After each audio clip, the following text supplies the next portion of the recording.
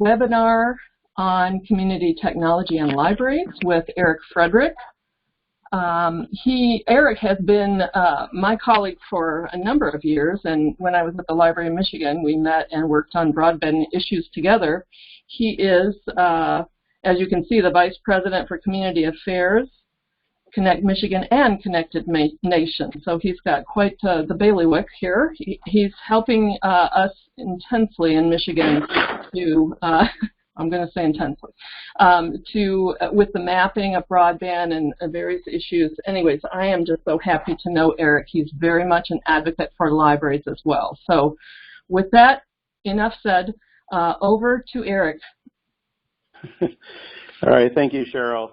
And thank you everybody for joining us today to talk about a topic that I'm passionate about, and that is community technology, broadband, and how and the role of libraries and all of that. Hope everybody can see my screen. If you can't, throw a note in the chat window. But I believe Cheryl and I tested this thoroughly and made sure that everything was working right. So a couple things I want to cover today. I want to provide you some context about where I'm coming from and Connect Michigan and Connected Nation and who we are and what we do and the things we focus on. Then I want to talk a little bit about exactly what broadband is and is not. And where we are as a state when it comes to broadband and technology. Then the third point I want to talk about today is why should we care? Why does it matter that we have what I like to term digital inequity in the state? Why does it matter that there's folks that can't get connected? So I want to talk about that a little bit. Then I want to talk about the role of broadband in libraries, or I guess we could reverse that, in the role of libraries in broadband and technology in the community, and provide some information from some surveys and studies that we've done about the role of libraries and what some of your counterparts might be doing in other parts of the state when it comes to technology. I want to provide some examples then of the libraries that we've worked with and stories we've heard from libraries about their role and taking up the mantle of being technology and information ambassadors, if you will, in the community. And then, of course, we'll take questions after that. Now, I do want to start off by saying that broadband is a really, really big topic. You'll hear me refer to broadband, internet, high-speed internet access, technology, and all those things. Those can be used. I use them interchangeably, but just know that you know this is a pretty big topic. So I expect a lot of questions, and don't worry about that. I'll try to cover the basics, and we'll go from there. So first, a little bit of context. So Connect Michigan, we are a nonprofit that's dedicated to expanding broadband access, adoption, and use for improved quality of life. That is our goal as a nonprofit, is to improve quality of life and community and economic development through the expansion of broadband. We are not, and we have been confused with in the past, broadband providers. We are not that. We are also not a governmental entity. So we play in a very strange space between those two to help facilitate and build capacity for broadband in the state. We do that in a number of different ways. We do network mapping, validation, and analysis that Cheryl mentioned. So we've been mapping broadband in the state since 2010. We try to work with all broadband providers in the state to get their coverage information so that we can help policymakers and communities and others make better decisions about where broadband needs to be expanded, so we can shine the light on the holes, if you will, in the state. We do lots of broadband technology research, looking at how folks can or cannot afford broadband, what are they using it for, and how has that been evolving over time, so we can get a better idea of what is going on the internet, so that we can look at the demand side of broadband. We do lots of local, state, and national policy analysis and capacity building. We used to host the Michigan Broadband Conference. We did that from 2013, 14, and 15. We don't have money for that anymore, but it was a good example of how we can bring folks together, a very diverse group of folks together to talk about broadband and technology in the state. Connected Nation, which is our parent nonprofit organization, has worked in 14 states during the federal state broadband initiative, which was funded by the National Telecom and Information Administration. So we have not just resources in Michigan, but we also have broader resources at a national level that we then bring to Michigan to support broadband technology activities here. And then one of the core programs that we operate is called our Connected Community Engagement Program. And that's an effort to work with local communities, usually counties or sub areas of counties, to help analyze, assess, and plan for broadband expansion, again, at that local level. Because we recognize that's where a lot of work gets done, is locals getting together and working to solve their problems that way. I mentioned 3 words earlier, and these 3 words are really critical when it comes to how we analyze and look at broadband. So we look at broadband technology: access, adoption, and use. Those 3 things, and it's kind of a a spectrum, if you will, where access is the physical connection to high-speed infrastructure. So these are the connections folks make at home, at their work, at school, at libraries, at other institutions. That's the physical connection to the infrastructure. That's the technical side of it. Then we also look at adoption. So we want to make sure folks recognize the value of broadband and the internet and subscribe to it and use it at home, work, or at other public institutions.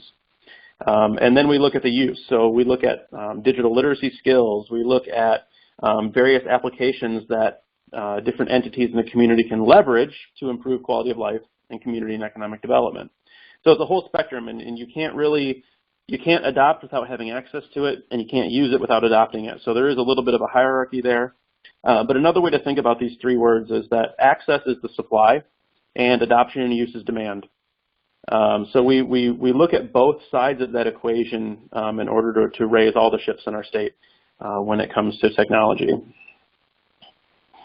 So let's talk about what it is and where we are with broadband in the state of Michigan. And as I say on here, it's more than just pipes and Wi-Fi. So let's talk about what is broadband, just so we can all be on the same playing field. So I don't really like the term broadband. It's a single word that sometimes immediately puts up a wall in people's minds when it comes to talking about this topic. But really, it's just referred to, it's just high-speed internet. That's all we're talking about. And really, unless you're using a dial-up connection, you have broadband. If you have internet and you don't have dial-up, you have broadband. That's pretty much how we can sum that up. Although when we get into a little bit more detail in this, there really are 2 types of broadband service. The first is what we call fixed terrestrial broadband, and that is any type of service that's designed for stationary use with a signal that stays on Earth. And that point's important, and I'll get to that in a second. So these fixed terrestrial broadband technologies include cable, so your Comcast, your Charter. You might have a small cable company that offers internet wherever you are. That's cable broadband. Fiber optic, so a fiber connection, which there's been a ton of buzz about in the news about Google Fiber, and in Lansing we have Lightspeed. In Detroit there's Rocket Fiber. So those are fiber optic connections to the home. There's DSL. So DSL is over the phone line. So AT&T, Frontier, CenturyLink, and then we also have a number of smaller mom and pop phone companies in the state that offer DSL broadband service. And then the last type of fixed terrestrial broadband is called fixed wireless.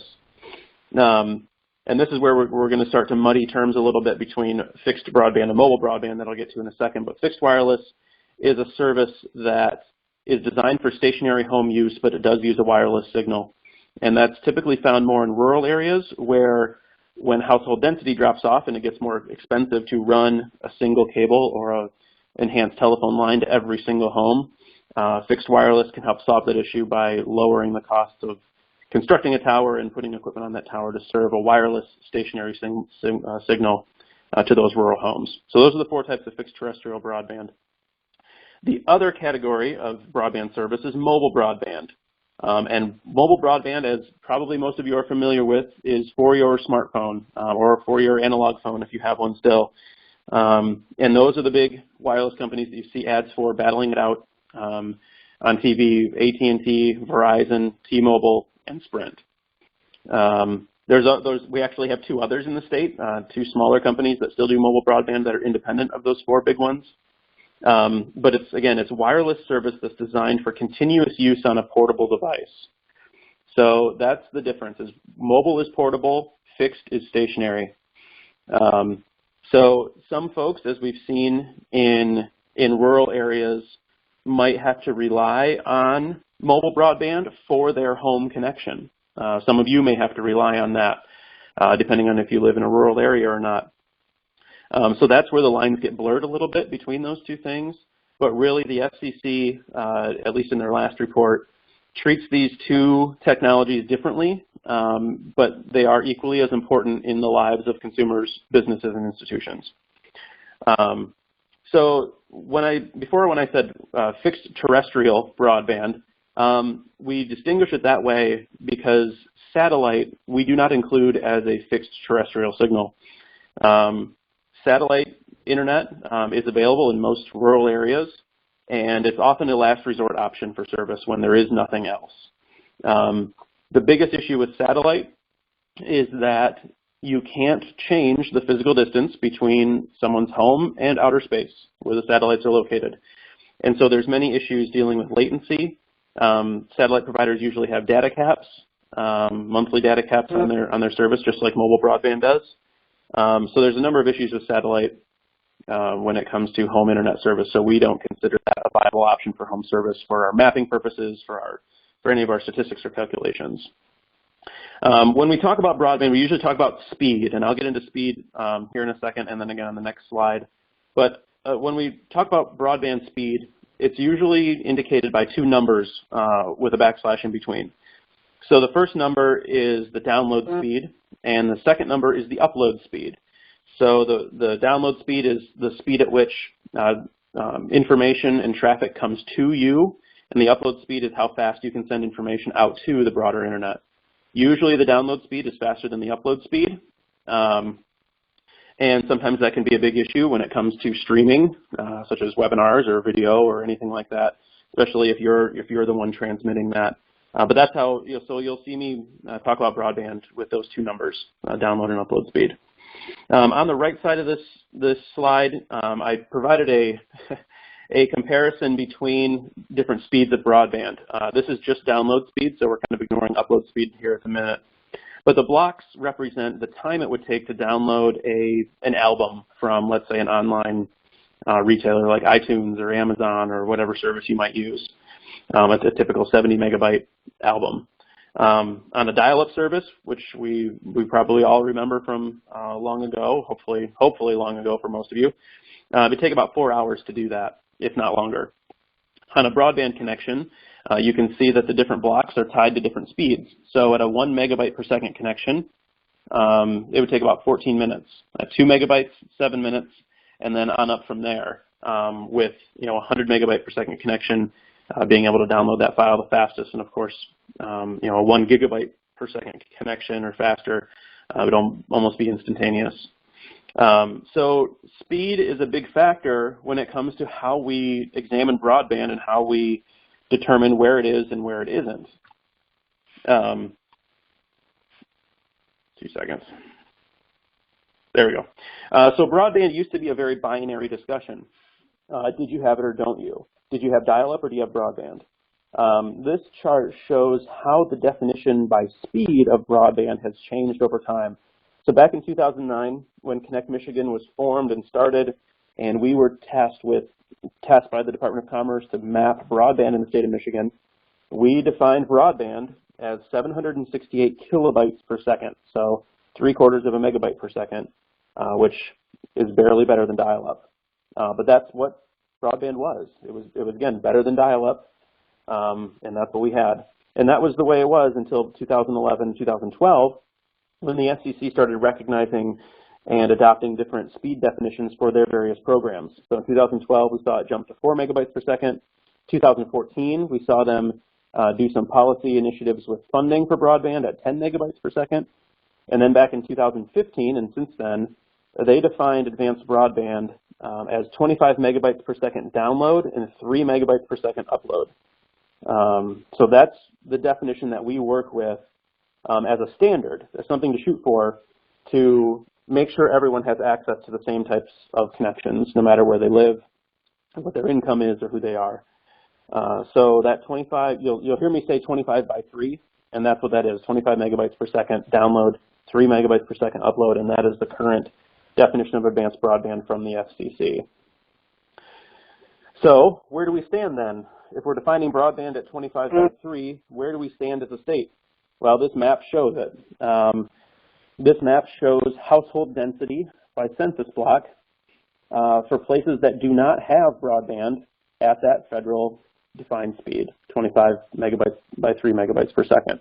So the darker the color on this map, the more households there are that do not have access to that speed of broadband. There might be other services there that provide them internet at slower speeds than that, but again, this is the benchmark we use to start identifying problems. The unfortunate part is if you just look at household availability for the state, it shows that about 90% of households have access to that speed. But as we can see on this map, that doesn't translate geographically at all. Of course, most of our households are located in Detroit, Grand Rapids, Kalamazoo, Battle Creek, Runyon, Lansing, Bay City, Saginaw, those areas, Traverse City area. But once you get outside those areas, that service drops right off, and you can see those holes on this map.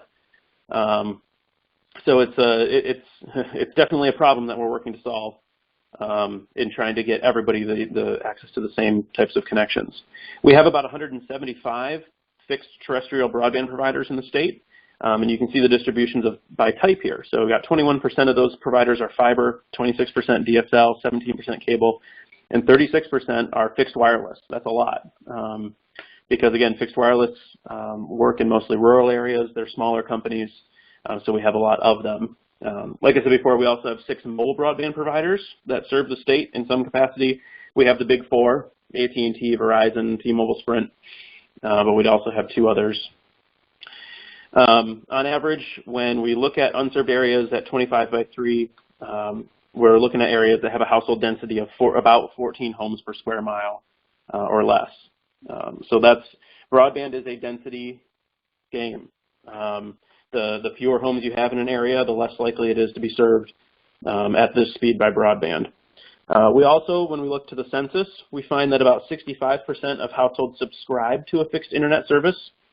11% rely on mobile broadband for their home service, and 6% rely on satellite alone. So there's many issues when it comes to the adoption of broadband, including how affordable it is. We look at awareness, we look at digital literacy, because believe it or not, there's still folks in the state that say, we don't need the internet, don't bring it to us. We still get that in talking with communities. Another aspect that we look at is competition. So this map shows where there is more competition for broadband service. So the darker the color on this map, the more providers there are in that area offering 10 megabyte per second internet. So I dropped the speed tier down to 10 by 1 for this map because when you look at competition at 25 megabytes per second, again, the FCC definition, there basically is none. The map is incredibly hard to see simply because there's very little competition in that speed tier. But here at least you can see where we've got more providers offering this particular speed tier than others in the state.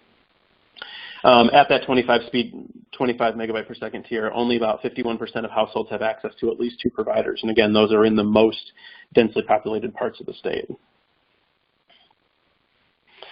So where is it getting better? What progress have we made? Well, this map shows where there's been improvements in broadband since 2014. So between 2014 and the map we just published at the beginning of October 2017.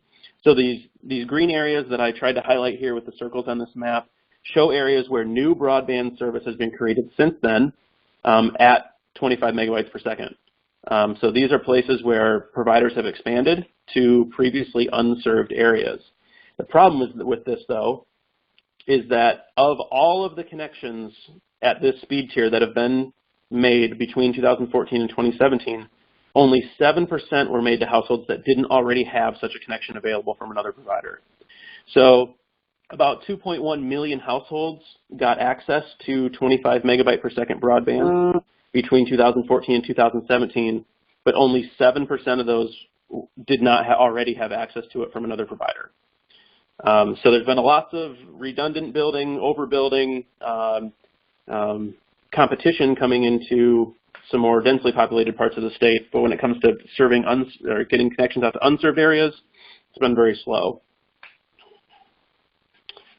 Wrong way. There we go. How else is it getting better? You may have heard about some actions that are being taken by the FCC to help expand broadband. One of them is called the Connect America Fund. So the FCC's Universal Service Fund, or USF, for a long time has been subsidizing phone service to rural areas, and now those funds are being made available to expand broadband. A couple of years ago, a number of companies in Michigan accepted about $390 million from the FCC to build out broadband to rural areas. And this map shows where AT&T, CenturyLink, and Frontier have eligible census blocks for that funding to be used.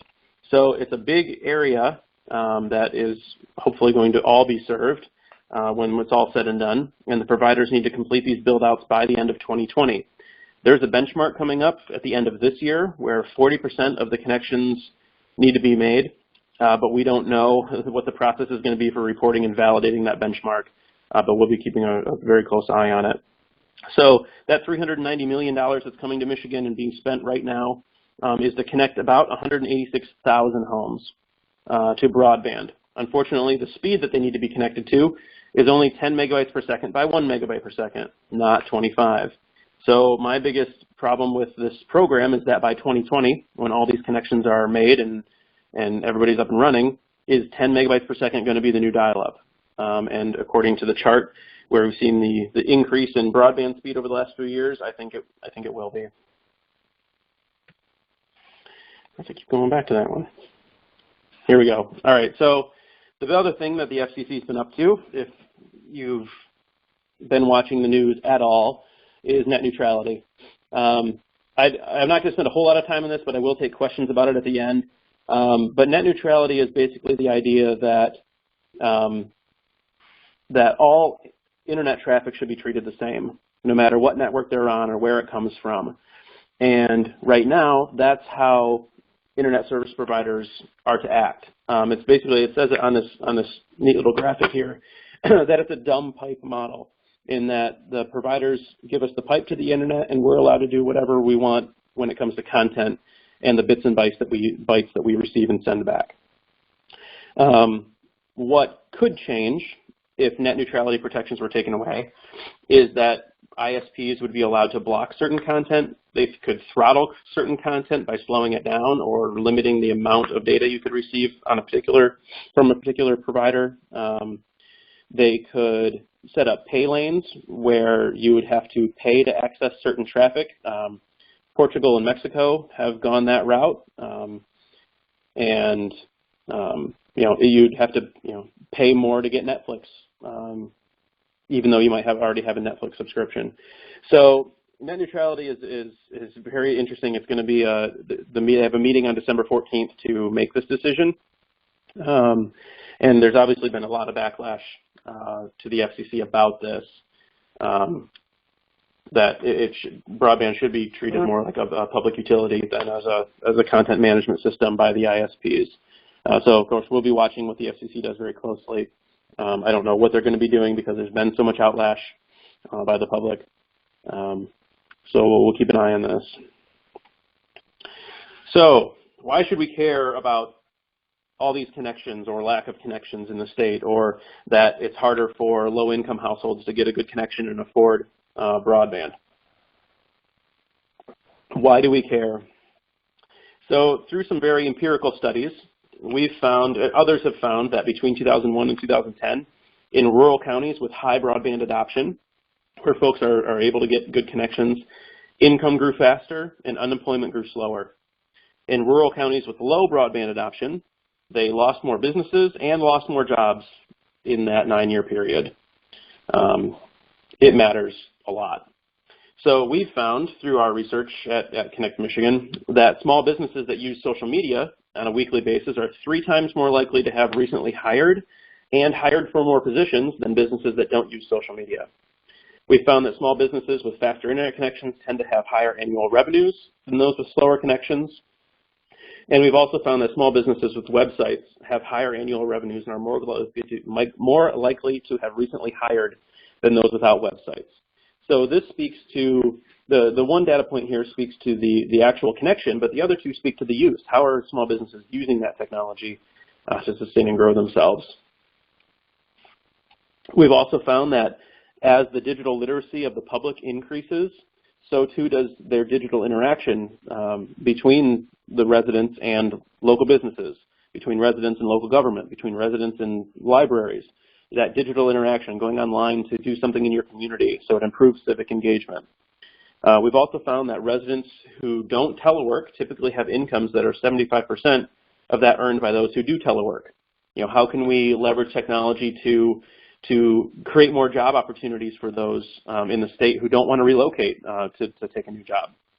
How can we leverage that technology? And we also find that businesses with faster connections have a higher share of employees with advanced technology skills than those with slower internet speeds.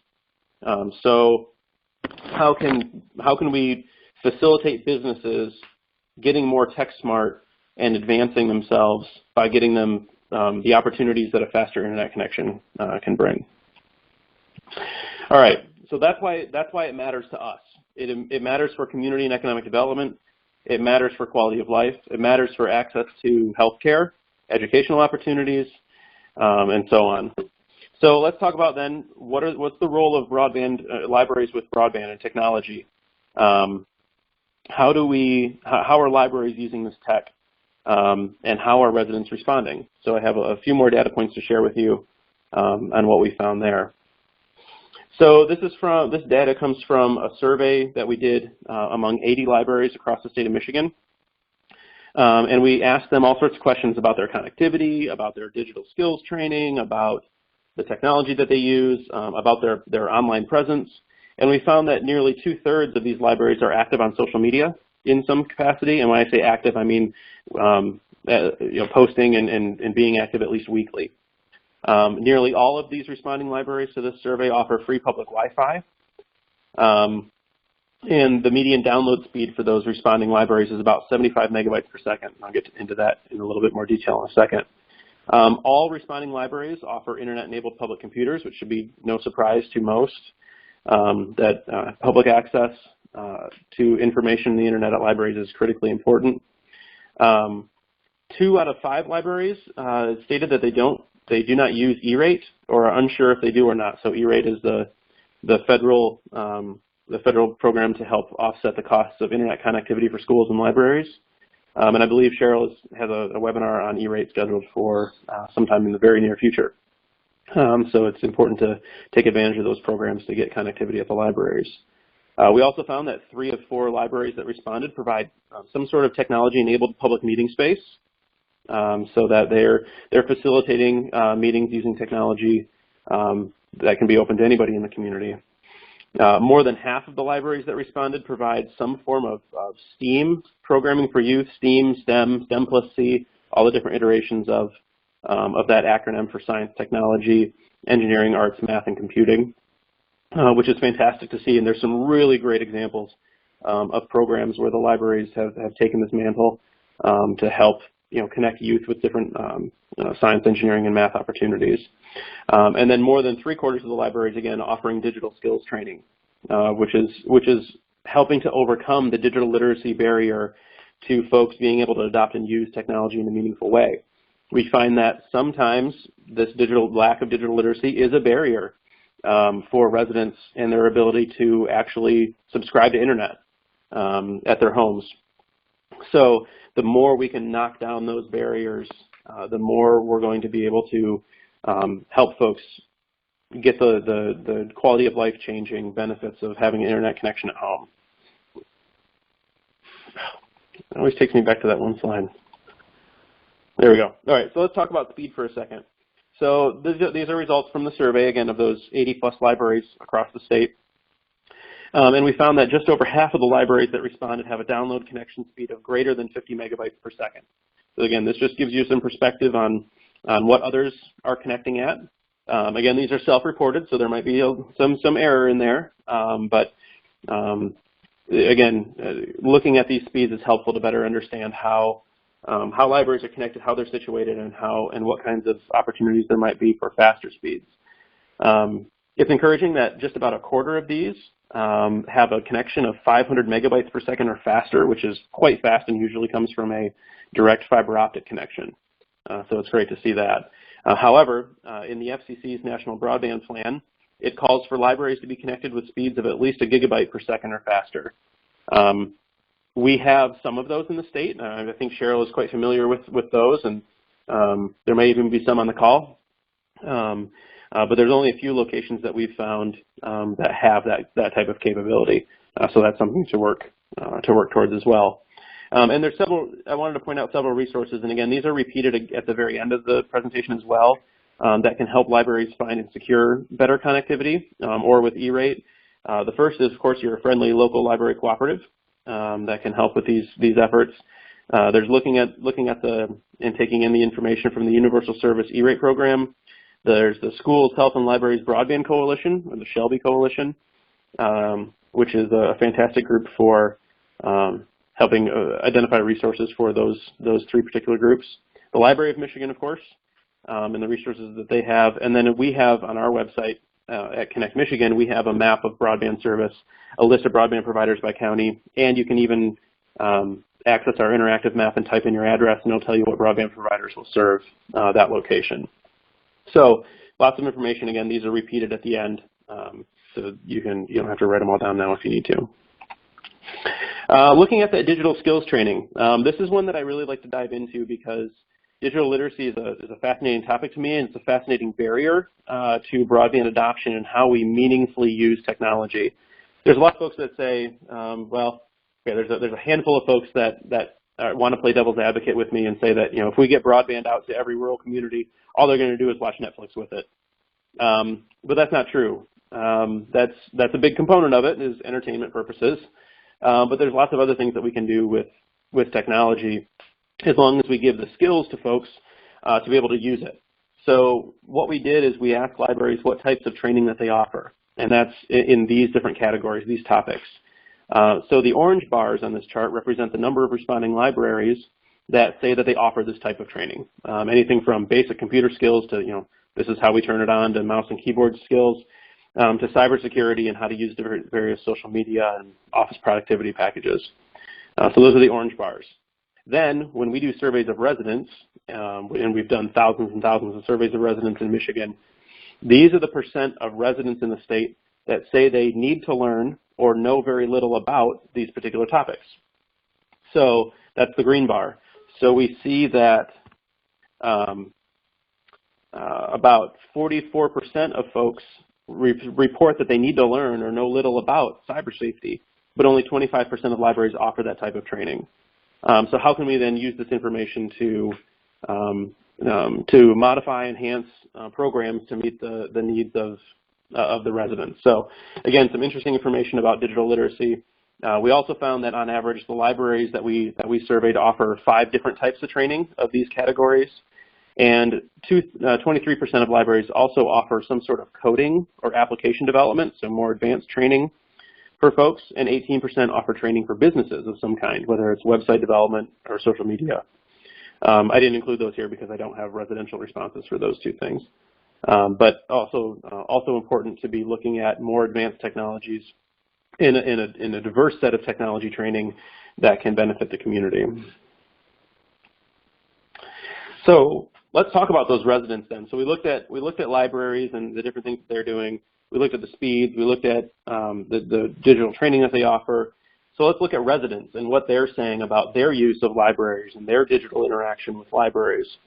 So we found that, again, this comes from surveys of 5,300 Michigan households conducted in various rural counties in the state. So 1 in 5 Michigan adults say they go online at least once a week to interact with their libraries. And that interaction could be anything from checking out their Facebook posts or going to the website or making comments on Twitter, any number of different things, but they say that they interact at least once a week with libraries. Nearly 30% of teleworkers that we surveyed say they rely on their local library as a remote workplace. I would suspect in many communities that number's a lot higher too, especially in rural areas that don't have great connections at home.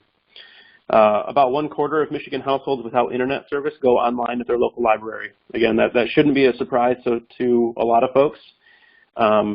And I love that libraries support those that can't get connectivity at home. Similarly, more than 8% of households who are unhappy with their current internet service also go to the library for access. So these aren't people that don't have access at home. These are people that are just really upset and frustrated with the connections that they do have. And I kind of want to dive into that point a little bit more and see what kinds of service they say that they have at home.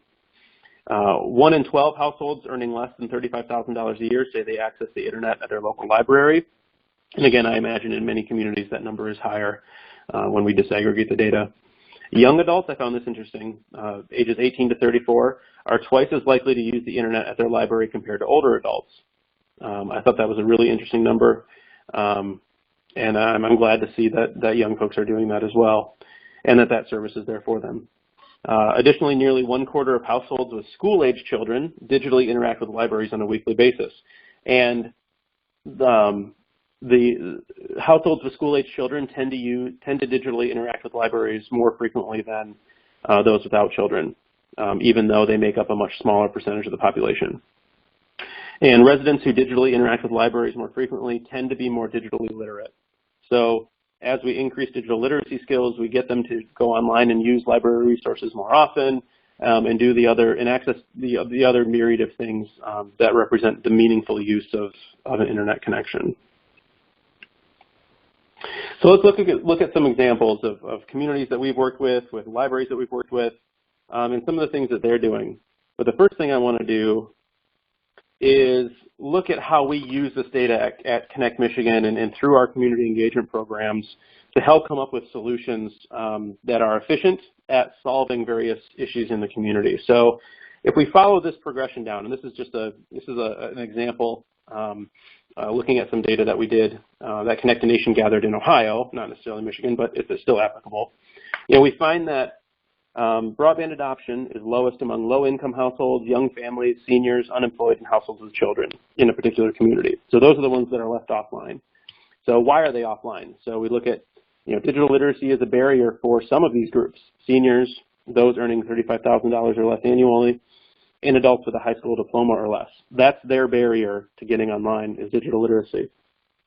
So what's the issue then? So if we look into that a little bit further, we find that the most off-cited applications with low digital literacy are cybersecurity, the use of multimedia, social media, office productivity, and mobile applications. So how can we then address that issue? So we find that office productivity and cyber safety are offered at many libraries. The trainings for those are offered at many libraries. But social media, mobile applications, and multimedia trainings are limited. So then how do we fix that then? So the solution one would be looking at developing more aggressive and targeted marketing materials to the disconnected populations and make available office productivity and cyber safety training to them, as they have stated that that's their barrier. Or solution two, creating and expanding learning opportunities in those areas where that training is currently limited. So we use the data that we gather in communities to hopefully develop more efficient solutions for solving the issues of access, adoption, and use in the community.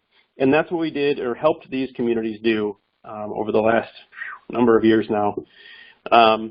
So these are just a few examples. So in St. Clair County, they have 11 libraries that offer computer access and, of course, digital training. And they're looking for ways to explore opportunities to support small businesses with their technology adoption and use. So that was the idea there, they've got good residential training, but now they want to expand to help small businesses use that technology to sustain and grow themselves. In Roscommon County, there's 4 libraries that provide digital training and public access, and they report that they provide training to more than 3,000 patrons annually. They used to have a program, I'm not sure if it's still going or not, called Tea and Tech, where folks could bring in the different devices that they have, and they would have trainers there to help run them through the setup of, for example, a new iPad or a new Kindle or a smartphone, laptop to really help them. And that was a very successful program. I'm not sure if it's still running or not, but I'd like to think that it is.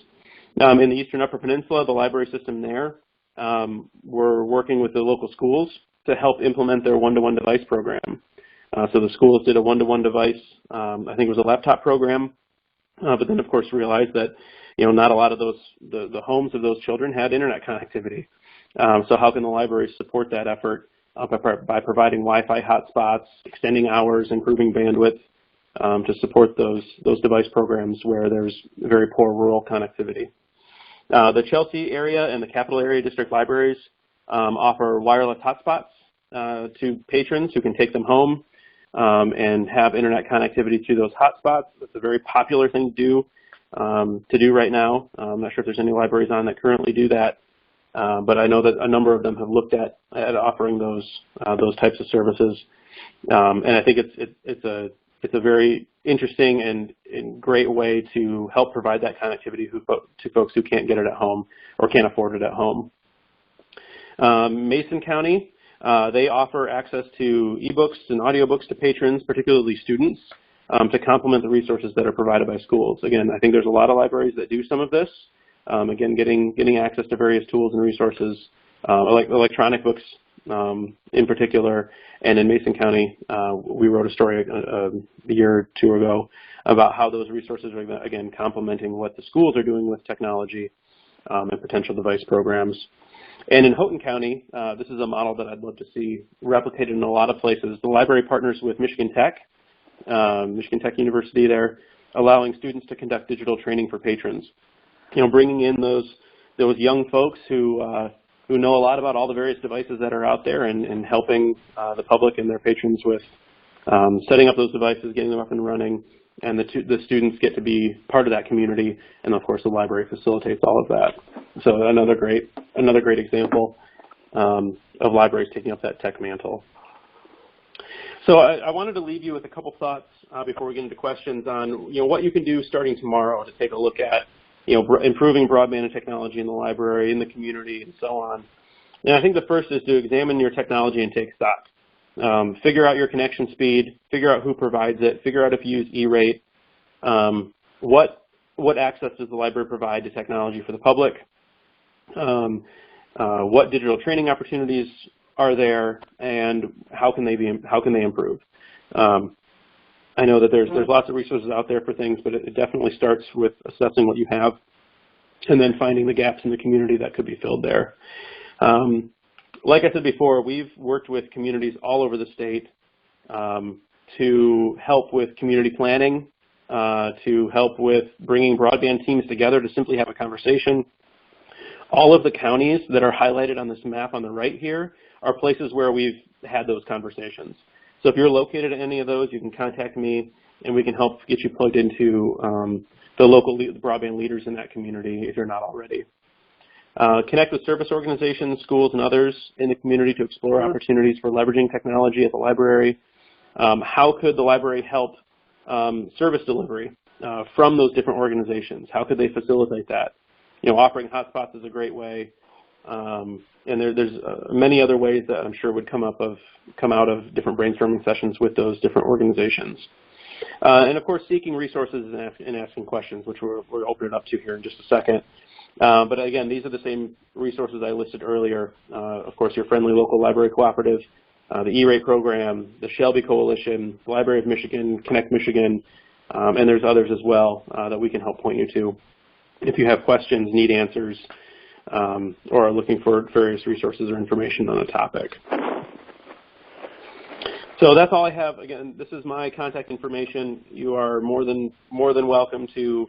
I don't have my phone number on there, but email me. We can chat about this all day long if you'd like, and that's what we're here for, is to be a resource. So thank you, and I think I'll turn it back over to Cheryl then. Okay, I just unmuted myself, and I am looking at the chat area and don't really see any questions except for Linda, and I wasn't really sure what her question was. I think because there's only 14 of us, I'm going to unmute everybody. How about it? And just see if anybody has a verbal question.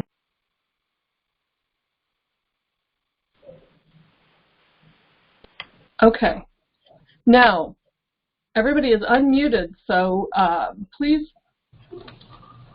Please ask your question. Actually, I'm just seeing that Linda did clarify that she's telling others to talk to their cooperative, and Eric did say that, you know, that was one of your resources that you have is your cooperative. Are there any other questions?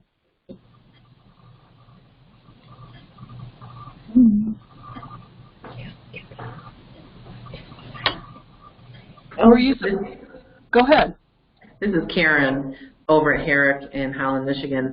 The statistics on consumer usage, is there a way to break that down regionally? It's possible. Where are you from again? Holland, Michigan, so the West Michigan area. Yeah, actually, Ottawa County is included in this data, and they're actually going to have their own very detailed report coming out very soon. That'll include a lot of this. And then if there's any additional information that you'd like, we definitely have a lot of data on Ottawa County usage that I can provide. Should I just email you separately to find out how I can get a hold of that? Yep, that would be perfect, and then I can get you plugged in with the other folks that have been on the team there. Thank you very much.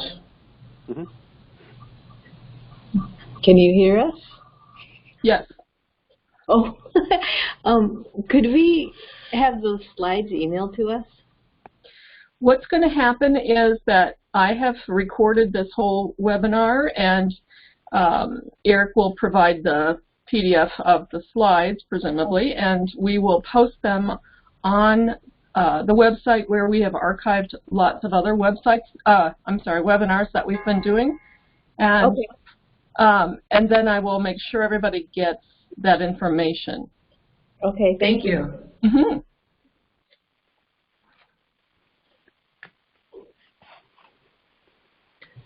It's interesting to see how many libraries are doing one thing and consumers have moved on to wanting other things. Mm-hmm. Yeah, one of the stats that I look at in our community plans, it's not necessarily related to libraries, but is the number of people who say that they need to learn about cybersecurity versus the number of people who say that they're experts at online banking, which is, of course, fraught with potential fraud and information leaks and identity theft. So it's interesting to see that dynamic because there's always more people in the community that say they need to learn about cybersecurity than they say that they need to learn about e-banking. So it's kind of it seems to me that cybersecurity can be an afterthought when it comes to conducting potentially personally sensitive business or putting that information out there online. Is there a place to go to find maybe a speaker on this topic that could come into a library, or? I don't have one right at the tip of my tongue, but it's something that we could look at. I know that we've helped communities line up cybersecurity training sessions in the past. Yeah. So I can talk with my two staff and see if they've got any recommendations. That'd be awesome.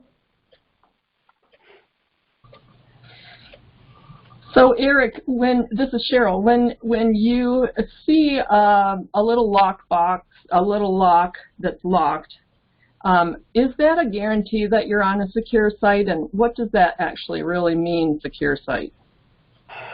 Oh boy, you're asking me tech questions. That was not fair. It's I've always felt that when you see that little lockbox up next to the URL in your browser, that you're secure.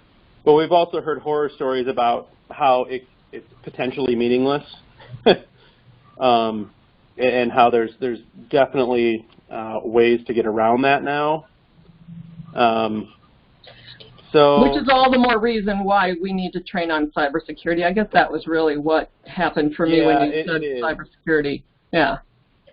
It's definitely a need. I mean, because again, just like broadband and technology change all the time, so do the potential ways for somebody to get into your system.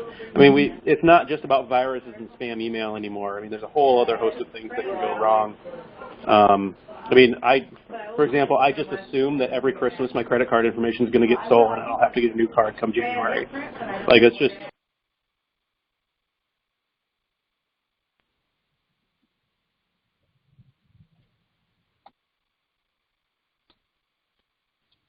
Uh-oh, I accidentally muted you, Eric. So sorry. That's okay. Yeah, I think that's just the pattern now, that, you know, the more information you put out online, the easier it is to get a hold of it, but it's also a necessity for life, is accessing the internet. Now, I want to note to everybody who wants to contact me, my email address is up on the site, on the page now. The one that I had up there before I realized was slightly off. So it's efrederick@connectmi.org. So please feel free to email me. I just wanted to make sure everybody saw that it's I recognize the typo and changed my own email address. Great. So does anyone have any more questions for Eric while we still have him on the webinar? And you can either type it in or unmute yourself individually. I had some background noise, so that's why I muted everybody and obviously muted Eric.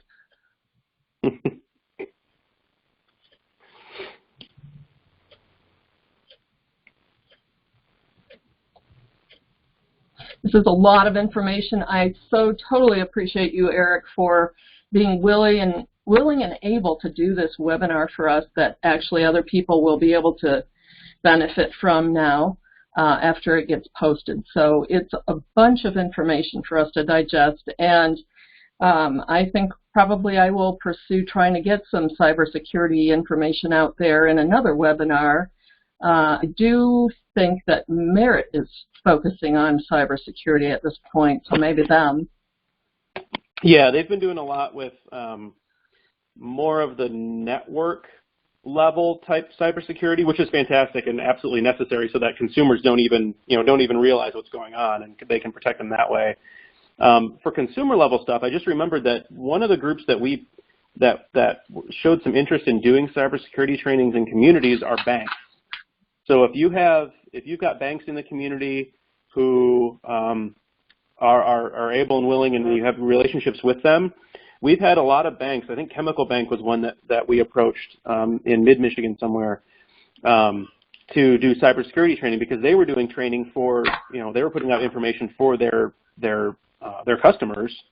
But that information is valuable for everybody in the community, no matter who you bank with. So the banking industry is definitely very keen on cybersecurity and keeping your information safe, and they just might have information and the ability to do some of that training as well. But again, I'll check with my staff and see if I can find somebody, if they have a recommendation of somebody that they've used in the past. Excellent.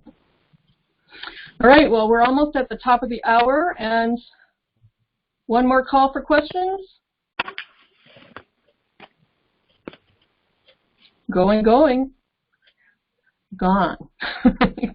Thank you so much, Eric, for your incredible amount of information you've just imparted to us. It's a lot to digest, and I really appreciate you being willing and able to help us today.